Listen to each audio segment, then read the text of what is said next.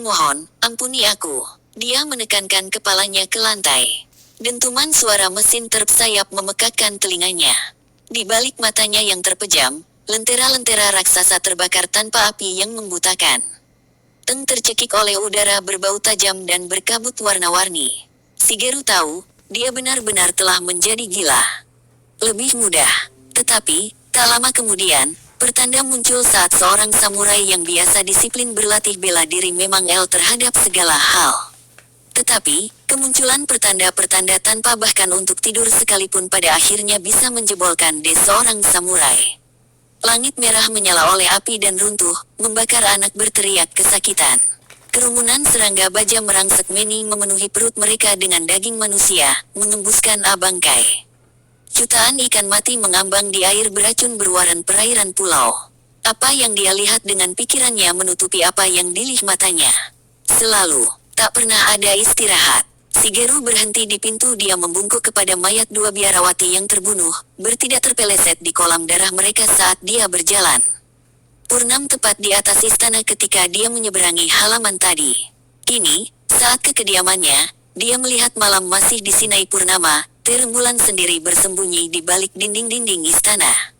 Ranjang istrinya kosong, selimutnya terlihat dilempar ke samping tergesa-gesa. Shigeru menuju kamar anak-anak. Mereka menghilang. Ini tak dia perkirakan sama sekali. Senyum masam wajahnya yang berkerut. Di mana mereka? Hanya ada satu kemung. Shigeru pergi ke ruang senjata pribadinya dan bersiap-siap. Helm baja dihiasi ikatan rambut kuda berwarna merah dan tanduk topeng wajah berpernis untuk melindungi pipi dan rahangnya. Sebuah nodowa untuk melindungi tenggorokannya, dan 2 es melindungi bahu. Donaka, kusasuri, dan haitet terbuat dari lengkap seperti dirinya. 6 dari para samurai itu membawa sen siap dibidikkan. Jangan mendekat, kata Yoritada, atau kamu akan ditembak mati.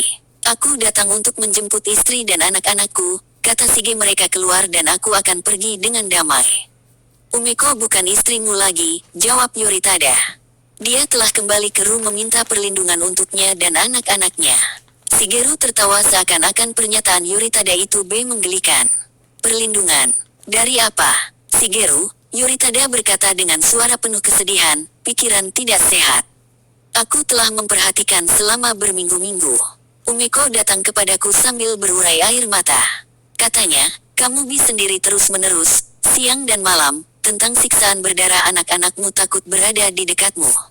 Aku mohon, mintalah kepada Lord Kiyori. Ayahmu orang bijak, dia akan menolongmu. Dia tak akan menolong siapapun, kata Shigeru, melihat Denga menunggu kesempatan menyerang. Lord Kiyori malam ini mati di rak empedu ikan kembang beracun. Apa? Yoritada tersandung satu langkah ke depan mendengar Shigeru. Berita itu juga membuat para samurai pengawal Yoritat sekarang. Inilah saat yang tepat untuk bertindak. Shigeru memacu kudanya ke depan, menembakkan pistol membuangnya secepat dia bisa. Dia bukan penembak yang baik mengenai seorang pun. Tujuannya hanyalah untuk lebih membingung buah Yoritada. Setan terkutuk, Sadako memuntahkan kemarahannya. Memperingatkan Umiko agar tidak menikahimu. Seharusnya dia mendengar nasihatmu, timpal Shigeru. Shigeru menemukan Umiko dan anak-anaknya di ruang minum teh dalam. Ketika dimaju ke arah pintu, pedang katana berukuran menusuk melalui kertas soji yang melapisi rangka kayu. Pedang italis kirinya, hampir saja mengenai matanya. Jika masuk kau akan mati. Suara kecil yang berani membentaknya takut sama sekali. Itu adalah suara anaknya yang terkecil, Baruen Nobuyoshi.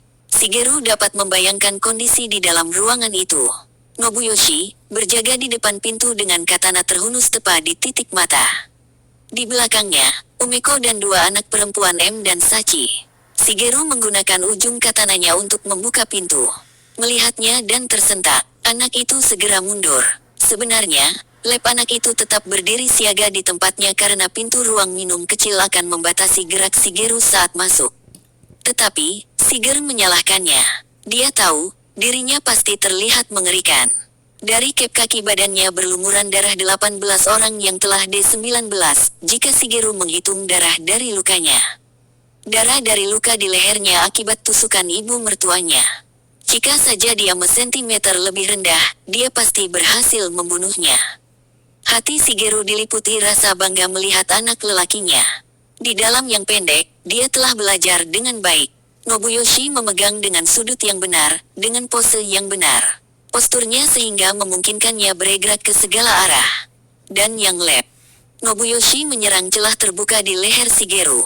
Putranya Mela yang harus dilakukan seorang samurai. Dia larut dalam serang memikirkan apapun, bahkan dirinya sendiri.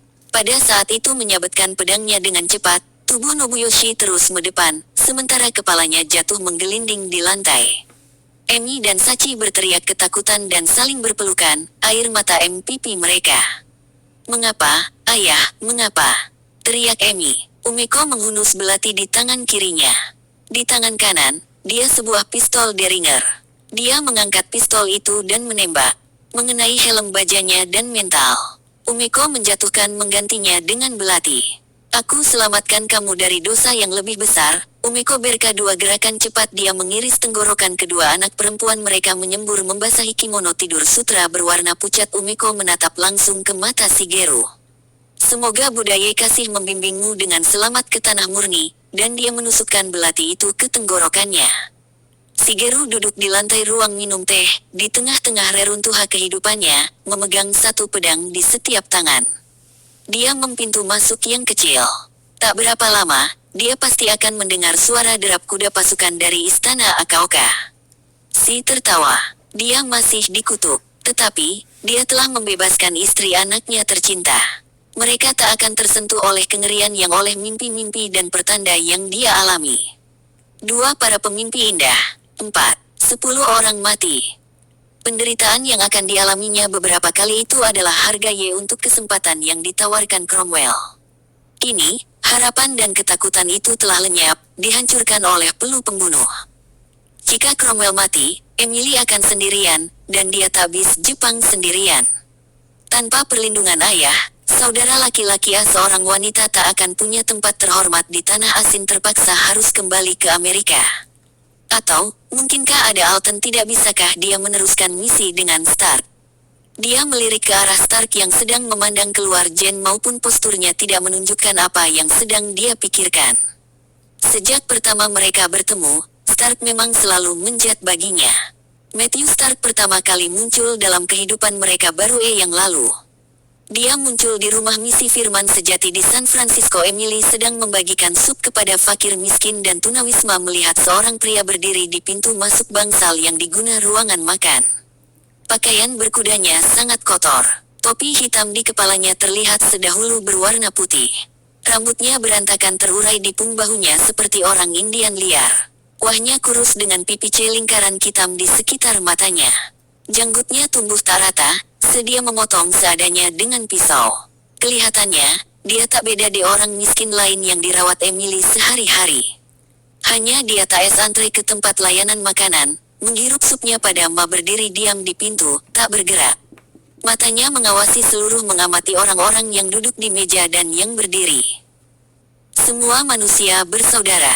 Kristen, karena meski menyadarinya semua manusia, baik para pendosa, orang penyembah berhala sebenarnya adalah orang Kristen di hadapan dan pengampunan Tuhan.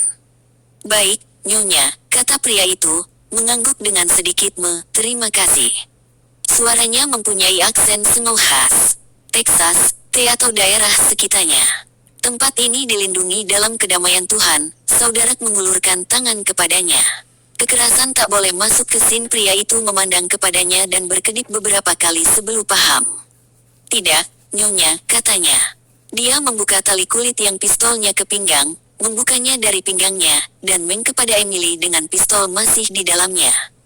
Emily hampir menjatuhkannya. "Aku serahkan kamu kepada pengampunannya. Pistol itu sangat besar dan sangat berat." "Terima kasih. Kita seharusnya mengatakan amin pada setiap kata dari Alkitab." "Kak, tidak tahu Alkitab, Nyonya. Tidak tahu apa yang harus diamini. Aku serahkan kamu kepada Tuhan dan pengampunannya." "Itu Tuhan." Pasal pukul 20.32. "Amin," kata pria asing itu. Emily tersenyum. Kemauannya menurut sangat menggembira diragukan kalau dia telah melakukan kesalahan, mungkin dengan sekini dipegangnya. Dan, mungkin dengan senjata lain, yang gagang tergantung di sisi kiri ikat pinggangnya. Namun, Tak seorang pun Yan.